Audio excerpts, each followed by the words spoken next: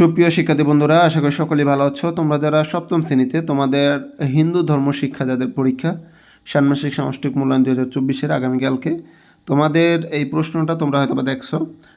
প্রশ্নটা বেশিটা পড়তে গেলে অনেক সময় হবে। তোমাদের অ্যান্সারটা আমি দেখাবো, তারপরে তোমাদের এখানে কিছু বলি যে হিন্দু ধর্মীয় অনুষ্ঠানের অভিজ্ঞতা বিনিময় করি, যেমন একক ও দলগত কাজ। এখানে প্রথমত তুমি হিন্দু ধর্মের বিভিন্ন উৎসব থেকে পাওয়া তথ্যের আলোকে তোমার জানা সামাজিক ও ধর্মীয় আচার অনুষ্ঠানগুলোর নাম লিখতে বলছে, এটা একক কাজ। এবার তোমার একজন বন্ধুর সঙ্গে আলোচনা করে নিচের ছকের মতন একটি ছক বানিয়ে পূরণ করো। তুমি আমি হিন্দু ধর্মের যে অনুষ্ঠানগুলো দেখেছি, একক কাজ। আমার বন্ধু হিন্দু ধর্মীয় যে অনুষ্ঠানগুলো দেখেছে, দলগত কাজ। এরপরে বন্ধুর দেখা অনুষ্ঠানগুলোর সঙ্গে আমার দেখা অনুষ্ঠানের যেসব ভিন্নতা খুঁজে পেয়েছি, অমিল, এইগুলো। এরপরে বিধিবিধানের কথা জানে, তোমাদের ধর্মীয় অনুষ্ঠানগুলোতে যে বিধিবিধান আছে এটা সম্পর্কে লিখতে হবে। এই জায়গায় 30 মিনিট, এটা হচ্ছে 60 মিনিট। এই জায়গায় কাজ হচ্ছে নিমন্ত্রণপত্র তৈরি করি, একক কাজ। এই জায়গায় একটা নিমন্ত্রণপত্র তৈরি করতে হবে, এটা হচ্ছে তোমার 60 মিনিট, 1 ঘন্টা, ঠিক আছে। তাহলে প্রথম এই জায়গায় 90 মিনিট, তারপরে হচ্ছিল তোমার এই জায়গায় 60 মিনিট, এরপর হচ্ছে 30 মিনিট, তার এই জায়গায় 180 মিনিটের হচ্ছে তোমার, এটা হচ্ছিল তোমার কাজ, ব্যবহারিক কাজ, ঠিক আছে। তাহলে এটার অ্যান্সারগুলো আমরা দেখব, চলো। প্রথমত কাজ 1, হিন্দু ধর্মীয় অনুষ্ঠানের অভিজ্ঞতার বিনিময়। যেমন আমি হিন্দু ধর্মীয় যেই অনুষ্ঠানগুলো দেখেছি, একক কাজ, অন্নপ্রাশন, তারপরে বিয়ে, দুর্গাপূজা, লক্ষ্মী পূজা, সরস্বতী পূজা, ঠিক আছে। এরপর আমার বন্ধু হিন্দু ধর্মীয় যে অনুষ্ঠানগুলো দেখেছে, এটা হচ্ছে দলগত কাজ, ঠিক আছে। যেমন তোমার এই জায়গায় নামকরণ, জন্মাষ্টমী, কার্তিক পূর্ণিমা, শিবরাত্রি, রথযাত্রা। এখানে প্রথম যে প্রশ্নটা, এই জায়গায় তোমার কিছু অনুষ্ঠানের নাম লিখতে হবে, ঠিক আছে।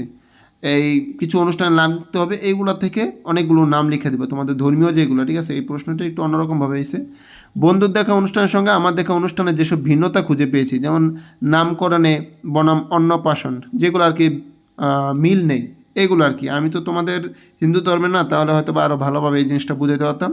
তো অ্যান্সারগুলো এখানে রাখছি, তোমরা একটু দেখে নিতে পারো। এরপরে দ্বিতীয় কাজ নাম্বার 2, বিধিবিধানের কথা জানে। যে বিধিবিধান আছে, যেমন অন্নপ্রাশন, শিশুকে স্নান করিয়ে নতুন পোশাক পরানো হয়।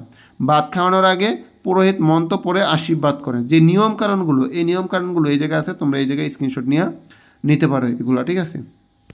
এই যে চাইলে তোমরা স্ক্রিনশট নিয়ে রাখতে পারো, সবগুলো পড়লে অনেক সময় লাগবে। এই যে কাজ নাম্বার 3, নিমন্ত্রণপত্র তৈরি করা, এটা একক কাজ। নিমন্ত্রণপত্র, প্রিয় বন্ধু, আপনার আমাদের বাড়িতে একটি বিশেষ অনুষ্ঠানে নিমন্ত্রণ জানাতে পেরে অত্যন্ত আনন্দিত হচ্ছি। আগামী যে কোনো একটা তারিখ দিবা, তারিখে আমাদের পুত্রের অন্নপ্রাশন অনুষ্ঠান অনুষ্ঠিত হতে যাচ্ছে। এই বিশেষ দিনে আমরা আপনার উপস্থিতি কামনা করছি।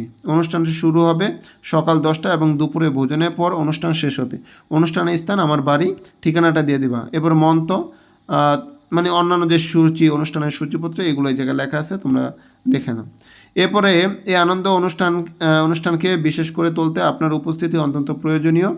আপনাদের উপস্থিতি আমার জন্য অত্যন্ত মূল্যবান হবে। শুভেচ্ছান্তে তোমার নামটা দিয়ে দিবা। আশা করি এই ছক ও নিমন্ত্রণপত্র তৈরির নির্দেশনা আপনাকে সাহায্য করবে।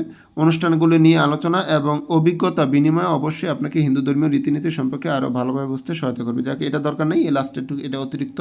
তোমার এই পৃষ্ঠা পর্যন্ত এতটুকু তোমার লিখতে হবে। এই জায়গায় নমুনা উত্তর এই অনুযায়ী তোমার লিখতে হবে। তো আজকের মতন এই পর্যন্তই। ভালো থেকো, সুস্থ থেকো, দেখা হবে পরবর্তী ভিডিওতে। সে পর্যন্ত আল্লাহ হাফেজ।